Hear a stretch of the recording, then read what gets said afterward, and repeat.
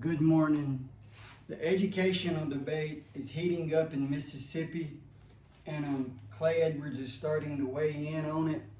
And the debate on his Facebook page got very heated, and so I decided I would do a video. I graduated from Mississippi State 2010, teaching and coaching education departments. Half of my degree was kinesiology, half education.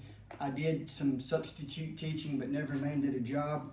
But I read this book, Indoctrination, and I've also read a lot of quotes, read a lot of summaries, read a lot of paragraphs from New York City award-winning teacher John Taylor Gatto, G-A-T-T-O. He's educated up here, and he gets it. But I want to tell you kind of, if I can, about how I discovered how rotten public education is. So I was in school, I had started becoming red-pilled. We got to move the camera. I had started becoming red-pilled, and I knew that I knew my wheelhouse was civics, and I probably should go to law school, but I was so far along in my education, I said, well, maybe I could just teach civics, or maybe I could do like history. So we had to do one of my classes. I can't remember the name of the class, but it was a junior level 3000 class, I believe. And we each picked a book in the class to read. And a lot of the books we picked were on like alternative education. Maybe like a medical doctor did charter schools, stuff like this. Well, I picked Maria Montessori and the Montessori method. And Maria Montessori was not an educator like that. She was a medical doctor. But back when she was alive, medical doctors could be more involved in education. And she was from Italy. And her big thing was motivation. And I'm very philosophical. Like I said, I like to study law, I like to study philosophy. I'm good in those subjects. And they tried to bring, I think they brought Maria Montessori to the United States late 1800s, early 1900s. I don't know if they brought her. She might not have still been alive then, so they brought her people who were promoting her method. And in that book, it talks about John D. Rockefeller and John Dewey ganged up against her. And you know how America works. If you really are in politics, the money and the lobbyists and the media can stop good things from happening. Well, from what I discovered about Maria Montessori, that is American education since the 1900s. John D. Rockefeller, Horace Mann, he was a little bit before them, James E. Ingalls, these super elites. And you got corporations, you got your education monopoly. They work together. They work together. And the way that this book is, it has a different chapter. Every chapter is a different subject with a different author. And like right here towards the, let's see here, towards the end is a John Taylor Gatto chapter. And, you know, he talks about that. Well, John Taylor Gatto, being that he was in New York City, he had a friend who was privy to information that he shouldn't have been, because I guess he was a college professor. And he told John Taylor Gatto where to look for a document that explained American education. John Taylor Gatto called the University of Harvard. They said, we don't know what you're talking about. They called him back a week later, and he kind of used some communist language to get the document. But like, if he hadn't have known that professor, they had that document buried. And it's the 6 steps to schooling. And as he's reading those steps, my wheels are turning. One time in college, I was taking a class called History of American Religion. And I shouldn't have done this, but I was just so frustrated and mad and stressed out. I emailed the professor, and I said something like, you know, I'm sick of this shit. I think that college is just seeing how much you can put up with. I said, we got Chicago style of writing, and you do these references. And then you have the American style, and one is for science, and one is for literature. And if you use the wrong one, you're a bad human being.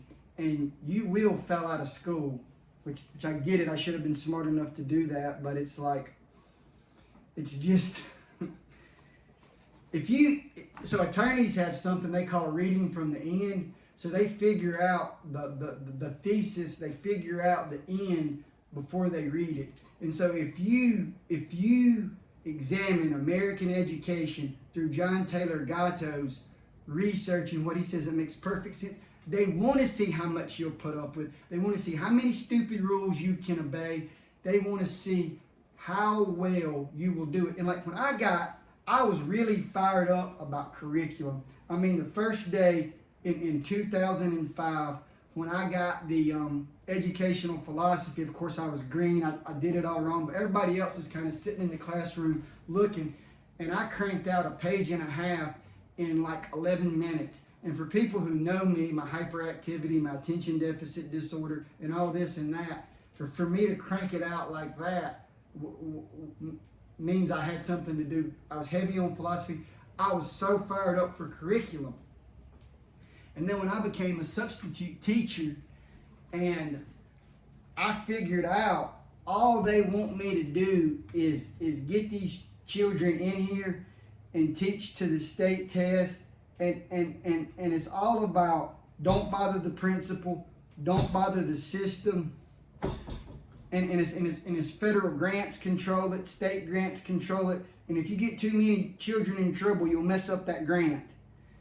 And of course, I still tried to teach, some teaching, but like only 18% of the students could focus. They just could not focus. I mean, sometimes you have to be a strong teacher, but it's philosophical. I was a little libertarian back then. I'm not going to be throwing stuff across the room, and some of the students did, and I wasn't going to be doing that, and I just had a discussion one day, and I could only get 4. I think I got 4 students involved. We were having a discussion about foreign policy, and I was being very Mickey Mouse with it, very, very not wanting to get fired with it, and I got 4 students involved in the discussion. That's all that could pay attention, and they said, "This is good. This is good. This is good right here." And I was like, "This is not good. This is not good." And so I just wanted to let y'all in on the whole. You say this about private schools in Mississippi are good. They're a rubber stamped version of the public schools. They're accredited. They got to be accredited, those private schools. They got to be accredited. And one thing I did, I was studying the Nazis, the Nazi party and the Nazi philosophy back in 2010, and they're big on natural law. So I typed natural law into YouTube, and I found Mark Passio, Passio. His website is WOIE, I believe that's it. It's What on Earth is Happening. He used to be a member of the Church of Satan, then he left the Church of Satan, and now he runs a podcast called What on Earth is Happening. And last I checked, he had like 450 episodes, and he also goes around the world teaching. Like he goes to Brazil or maybe Mexico City, and then he does stuff in Philadelphia, Pennsylvania, where he lives. And he taught a 7.5-hour lecture on natural law. Well, in that lecture, he talked about something called the triumvirate method of truth discovery. And that's something you find, like that's what George Washington and Thomas Jefferson's tutors probably taught them. I think it's like connected to the Greek method. You have a Socratic line of questioning. Socrates is having conversations with all these Greek intellectuals, and it's the Socratic method of questioning, and it's the triumvirate method of truth discovery. And these things are not taught in school. Critical thinking, questioning, curriculum. Okay, so when I was a teacher, at one time, I knew better than to join the big group of educational lobbyists because they're 1,000% a communist front. But the Mississippi one I did join, all they talked about was money, money, money, money. Teachers need more money. Education needs more money. Money, money, money, money. I raised the issue, what about textbooks and the monopoly on textbooks? They said, that's a federal issue. That's a federal issue. We don't get involved in that. So you're trying to tell me you can't say one word about curriculum. You can't say one word about behavior. The only thing you can tell state legislators is we need more money. And I'll say this, I looked at this. Detroit, Michigan, Philadelphia, Pennsylvania, and Washington, D.C., $30,000 per pupil, 30 grand per pupil, and they can't even get the students to stop punching the teachers in the face. And you say, I know what y'all are going to say, reform, reform, reform, charter schools, or we need white people, or we need this or that. When you take the 10 Commandments out of school, it's done. You're not going to mock God. You're not going to mock God. When you take God, you take God's law, you take natural law out of education system, you can talk about reform all day long. You can talk about 1,000 issues. It's not going to work. They got a chapter in this book. West Virginia, they had a white school district, white parents, wealthy, educated parents. They went to the school board for like 6 straight months or 2 years. They had signs. They had attorneys on their team. They were doing it right. They were reading books from the class that were so vulgar, the police officer came and stopped them from reading. But you know what? They didn't take them out of the public schools, because that's what the public school is meant to do. They want to pollute the minds of the kids. They want to make them mindless consumers and obedient to government, join the military, obedient to corporations, go work for a Fortune 500 company. It's not about critical thinking. It's not about education. It's not about craftsmanship. It is about control. And as John Taylor Gatto said it too. He studied this more than I have. He's studied it on a PhD level. He says it's all about outcome-based education, planned economy. Your child is a number. Your child is a number. Your child has a Social Security card. How much can they produce? How much can they produce?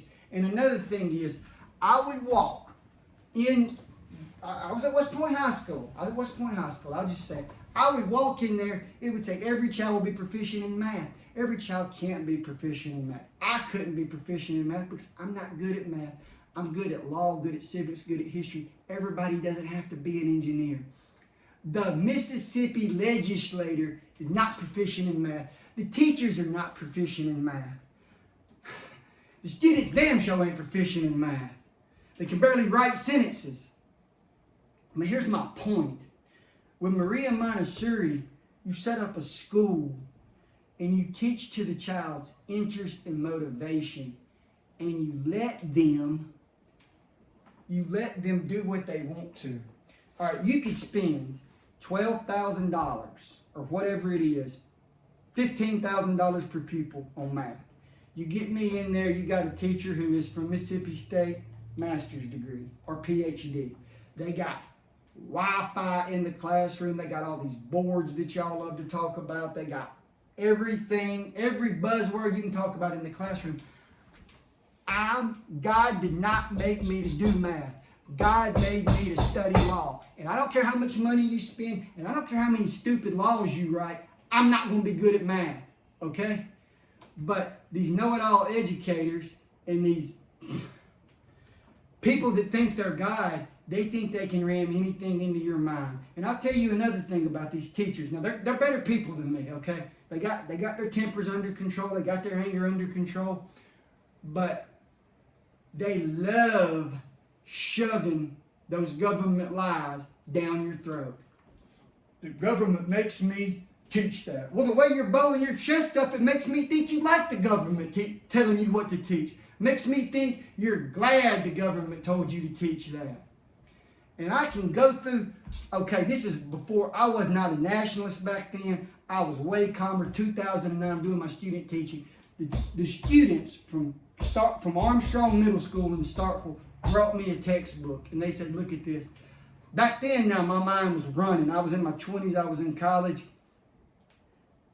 They teaching supremacy of the Supreme Court. If the Supreme Court says it's right, it's right. You can't question the Supreme Court. It was in the damn textbook. The kids brought it to me. They were like, look at this, Mr. Scott.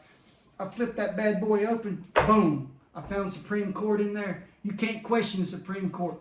That's what they're teaching these kids. That's what they're teaching these kids. And you know, we need look at these Amish kids. Look at, I'll tell you this. I read a book, Joel Salatin. Y'all know him, the lunatic farmer. His son was homeschooled. At 16 years old, he could drive a big rig to sell firewood in Virginia. He knew how to drive a big rig. He had a firewood business. At 20, he becomes a carpenter. Dumbing us down. And some of y'all say, well, we ought to go back to 1950. That's fine if that's what you want to do. We ought to go back to 1920. That's fine if that's what you want to do. But listen, it don't have to be like this. And I want to just challenge y'all. Read this book. Read this book. Go to John Taylor Gatto TV. The video that I just watched is 12 minutes long. You got 12 minutes. Read Charlotte Iserby. Read these people that I'm telling you about. And listen to what I'm saying. I'm not the only educator that says this. There is a lot of, when you look at teachers, let's talk about energy fields. A lot of folks are studying energy fields. Grounding is real big.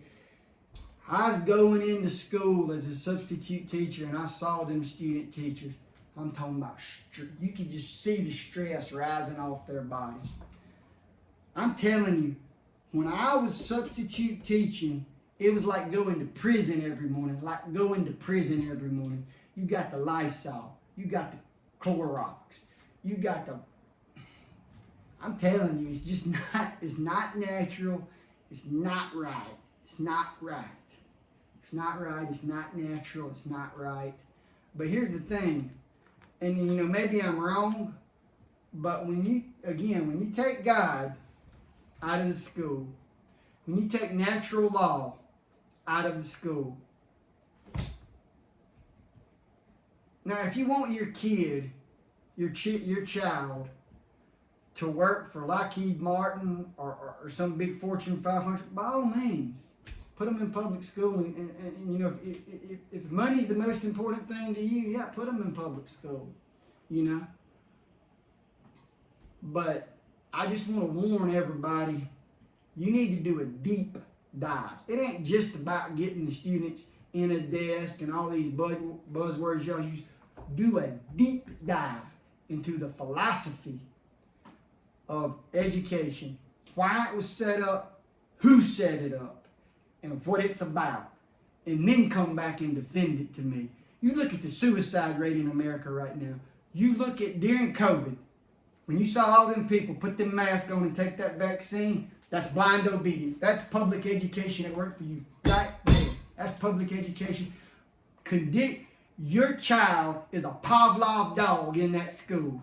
Conditioned response, blind obedience, no critical thinking, no questioning. Blind obedience. That's about all the red pills I got for today.